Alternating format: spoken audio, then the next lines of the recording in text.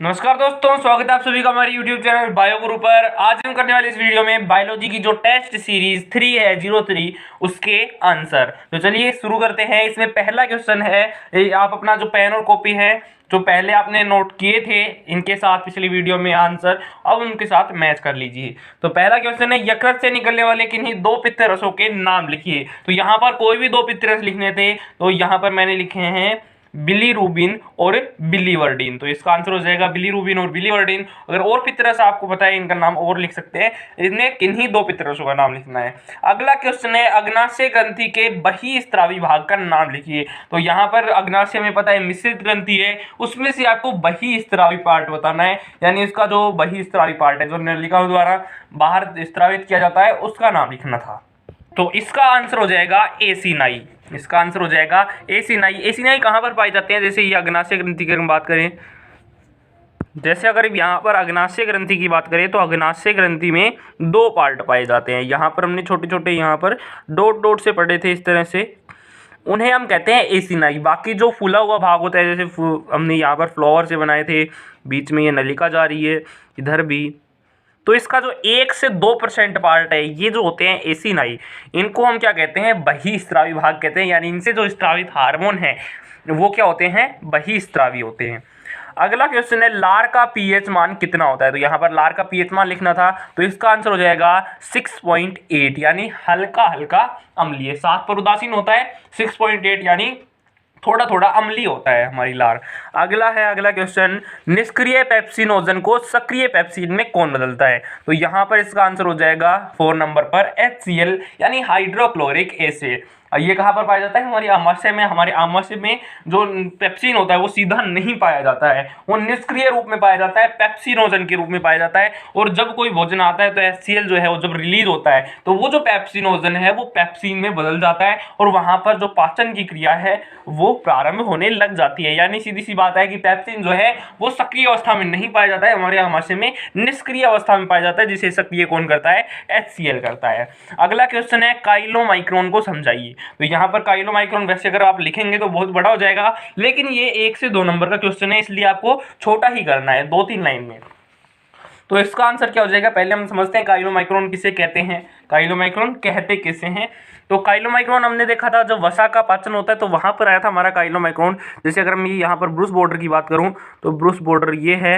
अब जो सारे जो पचित भोज्य पदार्थ है उनका तो अवशोषण हो जाता है सक्रिय और निष्क्रिय प्रभाव द्वारा, लेकिन जो वसा है उसका अवशोषण इस तरह से नहीं हो पाता है। जैसे यहाँ पर मैं लिम्फ सिस्टम बनाऊं तो आपने देखा होगा, लसिका तंत्र की वीडियो अगर नहीं देखी तो आप देख लीजिए, उसमें काइलोमाइक्रोन आएगा। तो यहाँ पर जो मोनोग्लिसराइड होते हैं, जो छोटे होते हैं मोनोग्लिसराइड जैसे ग्लूकोज वगैरह, तो उनका अवशोषण तो हो जाता है, लेकिन जो वसा के अणु हैं उन वो जो है वो बड़े होते हैं, उनका आकार जो है वो बड़ा होता है, तो वो सीधे नहीं आ पाते। तो क्या होता है, जो पित्तरस होते हैं वो इनका विघटन करते हैं, छोटी छोटी, यहाँ पर थोड़ा शॉर्ट में बताएंगे, छोटी छोटी वसा गोलिकाओं यानी लिपोप्रोटीन बना देती है। अब ये लिपोप्रोटीन छोटे हो गए, अब ये अंदर चले जाएंगे, जब ब्रूस बॉर्डर है उसके द्वारा अंदर सेल में चले जाएंगे, और यहाँ पर काइलोमाइक्रोन यानी क्या करेंगे?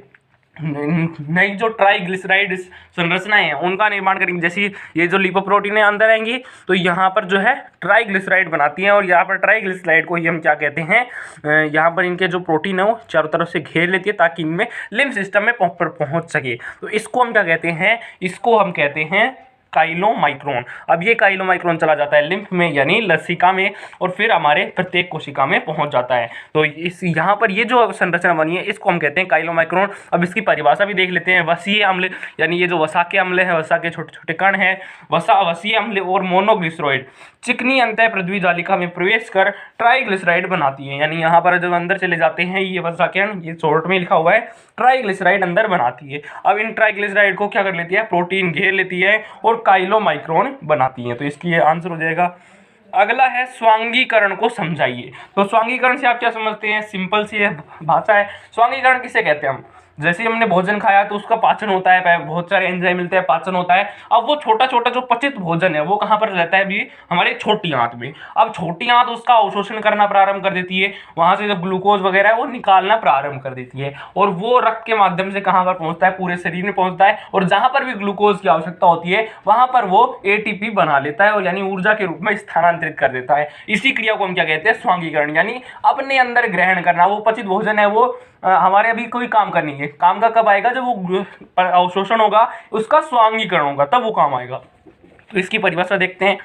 इसकी परिभाषा क्या होगी, अवशोषित खाद्य पदार्थ, यानी जो खाद्य पदार्थ पचित हो गया उसके बाद में छोटी आंत ने अवशोषित कर लिया, उसके बाद में क्या होगा, अवशोषित खाद्य पदार्थ रक्त के साथ, यानी जो ग्लूकोज वगैरह है वो रक्त के साथ रक्त में चला जाता है और फिर कोशिकाओं को पहुंचा दिया जाता है। भोजन के ये उत्पाद जो है वो उपापचयी क्रियाओं द्वारा, यहाँ पर कोशिकीय शोषण होता है और कोशिकीय शोषण द्वारा ये कोशिका के ही अंग बन जाते हैं, और इससे हम क्या कहते हैं, इस क्रिया को हम क्या कहते हैं, स्वांगीकरण कहते हैं। यानी सिंपल सी बात है, जो भी हमने भोजन खाया है वो जब कोशिका का अंश बन जाएगा तो इस क्रिया को हम क्या कहेंगे, स्वांगीकरण कहेंगे। और ये बहुत लंबी प्रोसेस होती है, यहाँ पर केवल 2 से 3 लाइन में समझाने की कोशिश की गई है। अगला है, अंकुर छोटी आंत में होते हैं, आमाशय में क्यों नहीं होते हैं। तो यहाँ पर आपको बता दें कि विलाइज होती है छोटी आंत में होती है, आमाशय में नहीं होती है। आमाशय में वैसे ही उंगलीनुमा संरचना पाई जाती है, लेकिन उनको हम अंकुर नहीं कहते हैं। तो इसका आंसर क्या हो जाएगा, पचित भोजन का अवशोषण छोटी आंत में होता है, अतः अवशोषण क्षेत्र को बढ़ाने के लिए छोटी आंत में अंकुर पाए जाते हैं, जबकि आमाशय का काम अवशोषण नहीं है, इसलिए आमाशय में अंकुर नहीं पाए जाते। तो इसका मतलब क्या है कि जो पचित भोजन है, जो एंजाइम मिला हुआ छोटे छोटे कणों में टूटा हुआ, उसे हम क्या कहते हैं, पचित भोजन कहते हैं। उसका अवशोषण छोटी आंत में होता है। तो अवशोषण के बढ़ाने के लिए, अवशोषण के क्षेत्रफल को बढ़ाने के लिए छोटी आंत में ब्रूस बॉर्डर पाए जाते हैं। जैसे अगर हम यहाँ पर बना के दिखाएं तो एक तो मान लीजिए अगर ये सिंपल होता, सीधी छोटी आंत होती, लेकिन होता क्या है, अंकुर पाए जाते हैं, विलाइज पाई जाती हैं इस तरह से, और इनके ऊपर माइक्रो विलाइज भी पाई जाती हैं।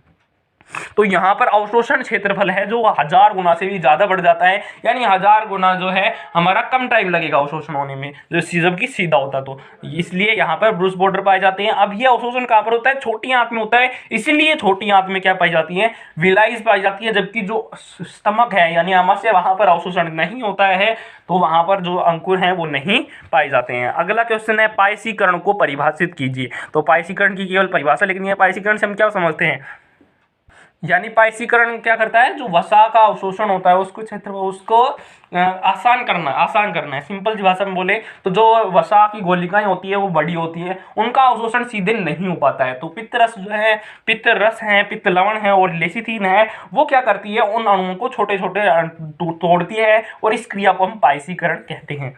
अब ये होता कैसे है पूरा, इसकी हमने वीडियो में बता रखा है, वैसे थोड़ा सा यहाँ पर ही बताना चाहते हैं कि जो पित्त लवण है, पित्त लवण और लेसिथिन अणु हैं, वो क्या करते हैं, वसा गोलिकाओं में जो पित्तरस और लेसिथिन होते हैं उनमें दो भाग बनते हैं, एक ध्रुवीय भाग बनता है और एक अध्रुवीय भाग बनता है। जो ध्रुवीय भाग होता है वो जो वसा है उसमें घुलनशील होता है, और बाकी जो जल है उसमें घुलनशील होता है। तो यहाँ पर एक मिसेल संरचना सी बन जाती है, जैसे मिसेल संरचना बनती है उसी तरह से यहाँ पर वसा में भी बन जाती है। ये बनाता कौन है, ये बीच में तो क्या है, वसा की गोलिका है, और साइड साइड में ये जो पित्त लवण है और लेसिथिन है वो है, और इस तरह से एक मिसेल संरचना बना लेती है, और इस तरह से आसानी से क्या हो जाता है, जैसे कपड़ों से मैल आसानी से निकल जाता है, मिसेल संरचना बनती है, उसी तरह से यहाँ पर अवशोषण की क्रिया जो है वो आसानी से हो जाती है, ये छोटी छोटी गोलिकाओं में बदल जाता है। इसी क्रिया को हम क्या कहते हैं, पायसीकरण कहते हैं। तो इसकी परिभाषा देखते हैं, पायसीकरण की परिभाषा क्या होगी, पित्त लवण और लेसिथिन द्वारा, ये दोनों क्या है, साइड साइड जो निकले हुए थे मिसेल संरचना में, वो है पित्त लवण और लेसिथिन द्वारा वसा अणुओं को छोटी वसा गोलिकाओं में बदल दिया जाता है, यानी जो बड़े वसा होते हैं उनको छोटी वसा गोलिकाओं में बदल दिया जाता है। इस क्रिया को हम पायसीकरण कहते हैं। अगला है, ब्रूस बॉर्डर की स्थिति व कार्य बताइए। तो ब्रूस बॉर्डर कहाँ पर पाई जाती है, अभी मैंने छोटी आंत में बताया था कि छोटी आंत में पाए जाते हैं। तो इस यहाँ पर देख लेते हैं ब्रूस बॉर्डर के क्या लिखा हुआ है। ब्रूस बॉर्डर छोटी आंत की आंतरिक सतह पर पाए जाते हैं, यह पचित भोजन के अवशोषण क्षेत्रफल को बढ़ाने के लिए पाए जाते हैं। तो यहाँ पर कार्य पूछा था, तो ये आपको समझ में आ गया होगा, ये कई बार समझा दिया कि छोटी आंत की आंतरिक सतह में पाए जाते हैं, अंदर की साइड पाए जाते हैं अवशोषण क्षेत्रफल को बढ़ाने के लिए। अगला क्वेश्चन है वसा अवशोषण की प्रक्रिया को संक्षेप में समझाइए। वसा अवशोषण की वैसे थोड़ी सी हमने समझा दी काइलोमाइक्रोन में भी, अब काइलोमाइक्रोन से आगे की हम समझाते हैं। तो यहाँ पर आपको संक्षेप में समझाना है, वैसे विस्तार जो है वो बहुत बड़ा हो सकता है, 2 से 3 पन्ने भर सकते हैं, लेकिन यहाँ पर हमें संक्षेप में समझाना है, छोटे छोटी लाइनों में समझाना है। तो यहाँ पर देखते हैं इसकी परिभाषा क्या लिखी हुई है। वसा से काइलोमाइक्रोन के निर्माण के बाद, यानी वसा से जो काइलोमाइक्रोन का निर्माण है वो हो जाता है, उसके बाद वो एक्सोसाइट द्वारा लसिका कोशिका, यानी हमने लिम्फ सिस्टम पढ़ा था उसमें पहुंच जाती है। अब वो लसिका तंत्र द्वारा रुधिर प्लाज्मा में पहुंच जाती है। तो यही होता है वसा के अवशोषण में। ये हमने बहुत शॉर्ट लिख रखा है, बहुत शॉर्ट। इसमें होता कैसे है, जैसे यहाँ पर अगर हम समझाएं तो ये मान लीजिए वसा है, वसा का अणु है, ये हमारी ब्रूस बॉर्डर की कोशिकाएं हैं, और यहाँ पर हमारा जो लिम्फ है, लिम्फ सिस्टम है, लसिका कोशिका है, वो पाई जाती है। अब यहाँ पर अवशोषण कैसे होता है, वसा की जो गोलिकाएं हैं, पहले तो यहाँ पर पायसीकरण की क्रिया होती है। पायसीकरण क्रिया के द्वारा ये आसानी से इसके अंदर प्रविष्ट हो जाते हैं। अब इसके अंदर जब प्रविष्ट हो जाते हैं तो यहाँ पर ट्राइग्लिसराइड बनाते हैं। अब ट्राइग्लिसराइड के क्या होता है, चारों तरफ जो प्रोटीन है वो आपस में चिपक जाते हैं, चारों तरफ प्रोटीन जो है वो आपस में, यानी यहाँ पर जो काइलोमाइक्रोन है वो बन जाता है। अगर इसे पूरी डिटेल में समझना है तो डिटेल इसकी एक सेपरेट वीडियो बनी हुई है, तो उसमें भी आप समझ सकते हैं। वैसे यहाँ पर हम समझाने की कोशिश करें तो यहाँ पर काइलोमाइक्रोन बन जाता है। अब काइलोमाइक्रोन के बाद क्या होता है, ये एक्सोसाइट होता है, यानी इससे इस कोशिका से एग्जिट होता है। तो एक्सोसाइट द्वारा, निष्क्रिय प्रवाह द्वारा या सक्रिय प्रवाह द्वारा लसिका कोशिका में पहुंच जाता है। अब लसिका कोशिका में पहुंच जाता है, ये पूरे शरीर में पाई जाती है, यानी इसका पूरा तंत्र पाया जाता है, जिसे हम क्या कहते हैं, लसिका तंत्र कहते हैं। इसकी भी एक वीडियो बनी हुई है, लसिका तंत्र बना होता है। लसिका तंत्र से साथ क्या होता है, यहाँ पर ब्लड वेसल्स भी पाई जाती है।